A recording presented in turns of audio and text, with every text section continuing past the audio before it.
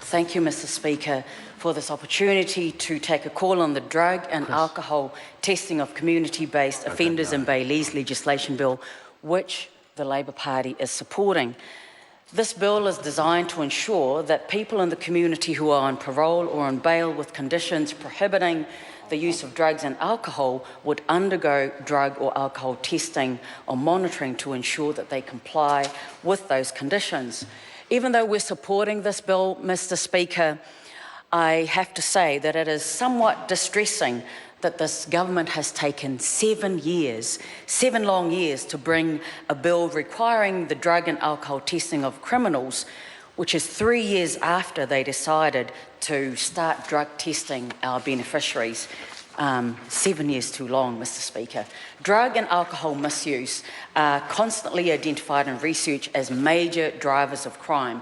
Around 5,000 offenders each year are on community sentences and orders, and it is approximated that about 15,000 of them are Bailees that have abstinence conditions that are imposed on them. However, it is only in very rare cases, Mr. Speaker, that these abstinence conditions require testing.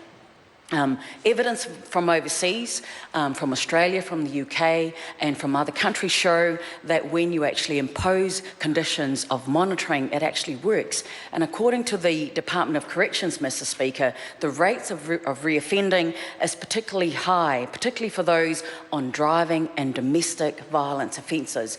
Alcohol and drug abuse, Mr. Speaker, is a significant factor in those offences, and these are crimes which potentially puts a number of people at risk.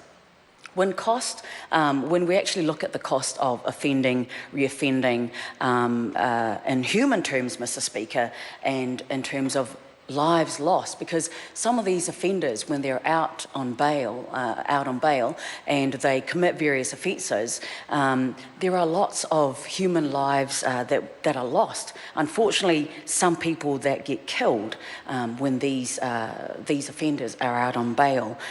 In 2013, the Ministry of Justice figures showed that 31 people were killed by offenders that were out on bail, 11 people were murdered, 14 of them were victims of manslaughter, and 6 were killed by bailed defendants that were committing driving offences. Testing for the presence of alcohol and drugs, Mr. Speaker, to improve compliance with abstinence is actually a really good thing. And the Labour Party has a strong vision for this country. We are working hard for New Zealanders to ensure that we guarantee civil and human rights, that we provide equal and free equal justice for all, and that we achieve public safety rather than just delivering immediate punitive measures. Mr. Speaker, we support this bill.